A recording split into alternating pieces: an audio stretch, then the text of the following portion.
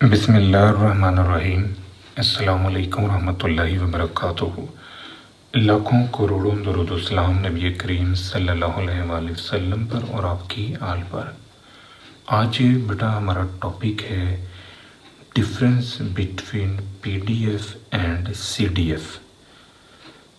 PDF से मुराद probability density function है और सीडीएफ से मुराद क्यूमुलेटिव डिस्ट्रीब्यूशन फंक्शन है।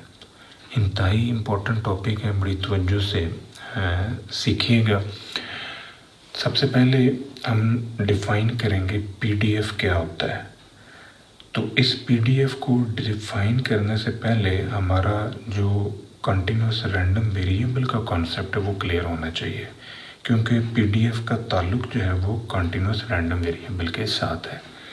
एक ऐसा रैंडम वेरिएबल जो कंटिन्यूस सैंपल स्पेस पे बेस करता है उसे हम कहते हैं कंटिन्यूस रैंडम वेरिएबल।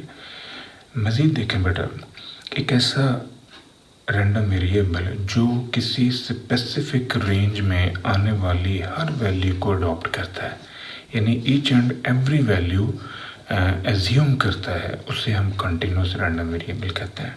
एक ऐसा रैंडम वेरिएबल जिसके एक से ज़्यादा यूनिट हैं उसे भी हम कंटिन्यूस रैंडम वेरिएबल कहते हैं। जैसे वेट है, अब इसके यूनिट में मन भी आ सकता है, केजी, ग्राम, मिलीग्राम, तोला, माशा, रत्ता एंड सो ऑन। हाइट है, मीटर में भी आ सकती है, फुट में भी, इंचज़ में भी, सेंटीमीटर में भी आ सकती है। इसी तरह एज है, ईयर्स में, मंथ में, वीक में, डेज में, आवर्स में, मिनट में, सेकंड्स में भी आ सकती है। तो ये एक से ज़्यादा यूनिट रखता है। इसके अलावा जो कंटिन्यूस रैंडम वेरिएबल होता है उसकी जो ग्राफिक पिक्चर है वो इस तरह की होगी, यानी वो कर्व देगा, जबकि डिस्क्रीट रैंडम वेरिएबल जो है वो इस तरह लाइन चार्ट बनाता है, यानी वो एक जंप ले रहा होता है। इस वजह से जो दो वैल्यूज़ के दरमियान वाली वैल्यूज़ हैं उन्हें जो छोड़ देता है, यानी वो वेरिएबल मखसूस वैल्यूज़ को अडॉप्ट करता है, बाकियों को स्किप कर देता है। जबकि कंटिन्यूस रैंडम वेरिएबल जो है वो तमाम वैल्यूज़ को अज्यूम करता है, किसी को छोड़ता नहीं है। इस वजह से ये इस तरह की कर्व में आ सकता है।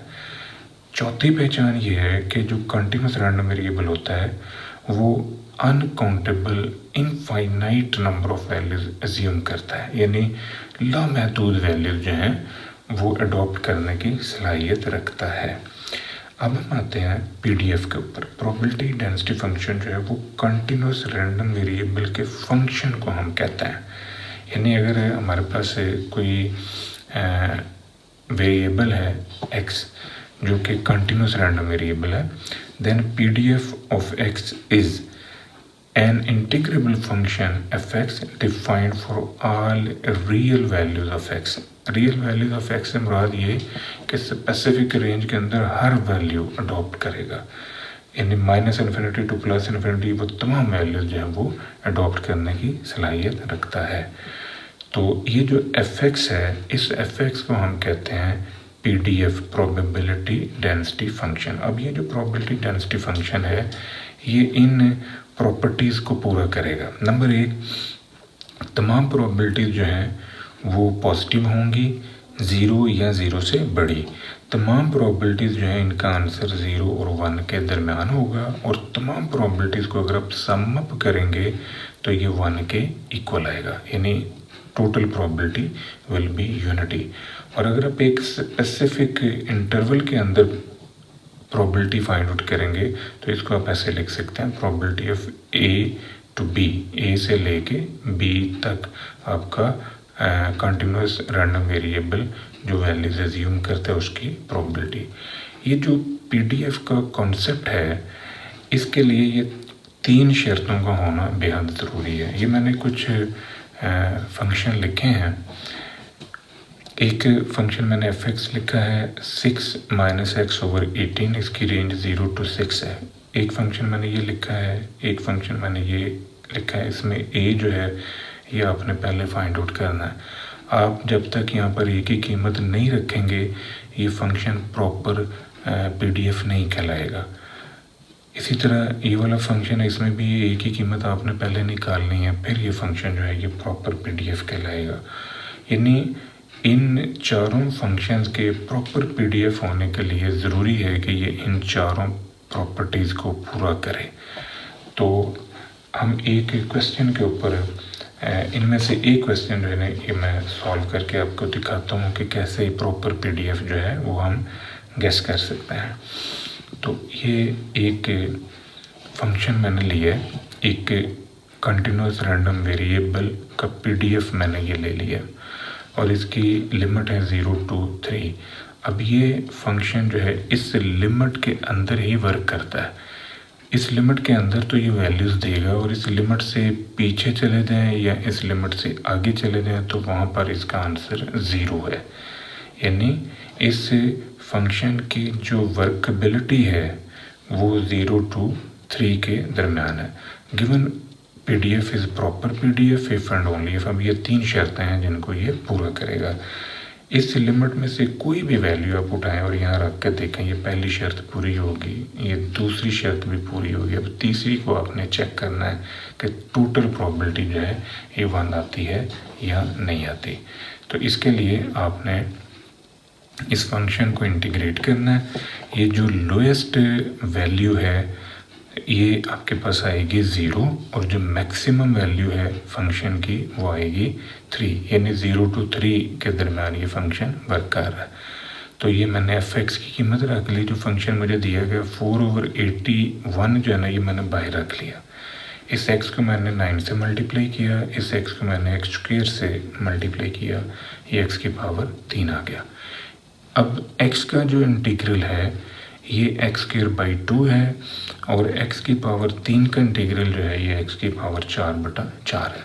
अब ये x की जगह पर बेटा आपने 3 रखा, ये फंक्शन इस तरह एक्सपेंड होगा और जब 0 रखेंगे तो 0 रखने से आंसर आपका 0 ही आना है। इस वजह से लिखें ना लिखें एक ही बात है। यहाँ पर जो चीज़ इंपॉर्टेंट है वो ये कि जब आप नीचे वाली लिमिट रखेंगे तो साथ आपको माइनस से ज़रब देनी पड़ेगी। इसे माइनस से ज़रब देंगे, इसे माइनस से ज़रब देंगे। अब इनको सॉल्व करें, ये आ गया 81/2 और ये आ गया 81/4। अब इसका एलसीएम आप ले लें। जब आप इसका एलसीएम लेंगे तो ये 162 - 81/4 है। 162 में से 81 माइनस कर दें, 81 को 81 से काटें, 4 को 4 से, तो ये 1 आपके पास आ जाएगा। इसका मतलब है कि ये फंक्शन बिल्कुल ट्रू है, प्रॉपर और एग्जैक्ट पीडीएफ है क्योंकि इसने तीनों प्रॉपर्टीज़ को पूरा किया है। इसी पैटर्न के ऊपर हम ये कह सकते हैं कि given function is proper in limit 0 to 3। अब इस लिमिट के अलावा ये फंक्शन एग्जैक्ट पीडीएफ नहीं है, इसकी फिर वैल्यू 0 होगी यानी इम्पॉसिबल कहलाएगा। अब हम आते हैं सीडीएफ के ऊपर। सीडीएफ जो है ये क्यूमुलेटिव डिस्ट्रीब्यूशन फंक्शन है। इसको हम कैपिटल f(x) से इंडिकेट करते हैं और ये रियल वैल्यूड फंक्शन है, नॉन नेगेटिव फंक्शन है और इसकी जो डोमेन है वो रियल लाइन, कोई भी वैल्यू आप इसमें से रख सकते हैं और इसकी जो रेंज होगी वो 0 और 1 के दरमियान होगी। यानी अब आपका कंटिन्यूस रैंडम वेरिएबल x जो है वो -∞ to +∞ कुछ भी वैल्यू एज्यूम कर सकता है, लेकिन जो आउटपुट होगा यानी ये इनपुट है तो जो आउटपुट होगा उसका आंसर 0 और 1 के दरमियान होगा। यानी तो ज़ाहिर है वो प्रोबेबिलिटी होगी जो आउटपुट होगा, तो इस वजह से प्रोबेबिलिटी जो है वो 0 और 1 के दरमियान फॉल करती है। तो ये हमारा कंटिन्यूस रैंडम वेरिएबल का जो क्यूमुलेटिव डिस्ट्रीब्यूशन फंक्शन है उसे कैपिटल f(x) से हम इंडिकेट कर रहे हैं। इसको हम मज़ीद डिफ़ाइन कर सकते हैं। A function which cumulates probabilities from lower limit up to specific value of x is called cumulative distribution function and denoted by capital f(x)। यानी एक ऐसा फंक्शन जो लोअर लिमिट से किसी स्पेसिफिक लिमिट तक प्रोबेबिलिटीज़ को जमा करता है। आप नोट करें ज़रा, ये लोएस्ट लिमिट है। किसी भी फंक्शन की सबसे छोटी लिमिट जो है वो -∞ हो सकती है, -∞ से पीछे तो कुछ नहीं है। अब ये लोएस्ट लिमिट है, अब इस लिमिट से किसी ख़ास नंबर तक आपने जाना है। तो ये जो x है ये कोई स्पेसिफिक वैल्यू है, तो इस लिमिट से इस लिमिट तक या इस वैल्यू तक जो आप जा रहे हो, फंक्शन को सम अप कर रहे हो, ये जो सम अप किया हुआ फंक्शन है that's called F x, capital F x, cumulative distribution function. यानी प्रोबेबिलिटीज़ को क्यूमुलेट किया लोअर लिमिट से किसी ख़ास वैल्यू तक। तो इसकी भी बेटा कुछ प्रॉपर्टीज़ हैं। ये जो CDF है, सबसे पहली प्रॉपर्टी ये है कि जितनी भी कैपिटल एफ एक्स की न्यूमेरिकल वैल्यूज़ होंगी वो 0 और 1 के दरमियान होगी, और 0 और 1 इंक्लूसिव है। अब इसको हम ऐसे भी लिख सकते हैं, ये जो कैपिटल एफ एक्स है इसको हम इस तरह भी लिख सकते हैं कि x less than equal to capital x.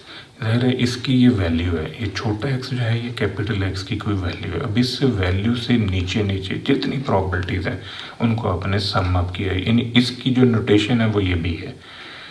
तो दूसरी प्रॉपर्टी ये है कि अगर x1 जो है ये x2 से छोटा है तो फिर इसका एफ एक्स जो है यानी इसका क्यूमुलेटिव डिस्ट्रीब्यूशन फंक्शन जो है वो छोटा ही होगा इसके क्यूमुलेटिव डिस्ट्रीब्यूशन फंक्शन से।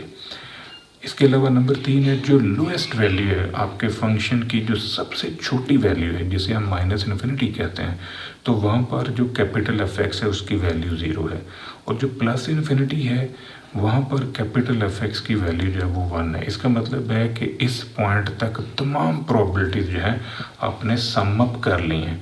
तो जाहिर है जब आपने तमाम प्रोबेबिलिटीज़ को सम अप कर लिया तो फिर टोटल प्रोबेबिलिटी 1 का कॉन्सेप्ट आप अप्लाई करेंगे तो ये 1 के इक्वल है। नंबर 5 है कि एफ एक्स जो है ये इंक्रीजिंग फंक्शन है। अब इसको हम इंक्रीजिंग फंक्शन क्यों कहते हैं, उसकी वजह ये है कि ये बढ़ता है, यानी जब हम इसको किसी ग्राफ के ऊपर डिस्प्ले करते हैं तो ये इंक्रीजिंग ऑर्डर का होता है, ये इस तरह का है, ये कहीं भी नीचे नहीं गिरता, ये ऊपर ही जाना है इसने। तो इस वजह से इसको हम कहते हैं increasing function. Continuous random variable के लिए ये इस फॉर्म में है, और अगर हमारा वेरिएबल डिस्क्रीट हो यानी डिस्क्रीट रैंडम वेरिएबल हो तो फिर इस तरह का डिसकंटिन्यूस ग्राफ बनेगा। इसको स्पाइडर ग्राफ कहते हैं। तो ये फॉर डिस्क्रीट रैंडम वेरिएबल और ये वाला जो है ये फॉर कंटिन्यूस रैंडम वेरिएबल। दोनों का मेन कॉन्सेप्ट जो है वो सेम है, यानी जो इंटरनल फिलॉसफी है दोनों की वो सेम है, दोनों इंक्रीज करता है। नंबर 6 है अगर आप 2 डिफरेंट पॉइंट्स की प्रोबेबिलिटी जनरेट करते हैं, यानी A to B, A से लेके B तक आपने प्रोबेबिलिटी जनरेट करनी है, तो बड़ी वैल्यू में से छोटी आप माइनस करते हैं। अब बड़ी वैल्यू जो है B है, इसका फंक्शन लिया, और छोटी वैल्यू है इसका फंक्शन है, दोनों को माइनस करेंगे तो ये आपके पास आ जाएगा।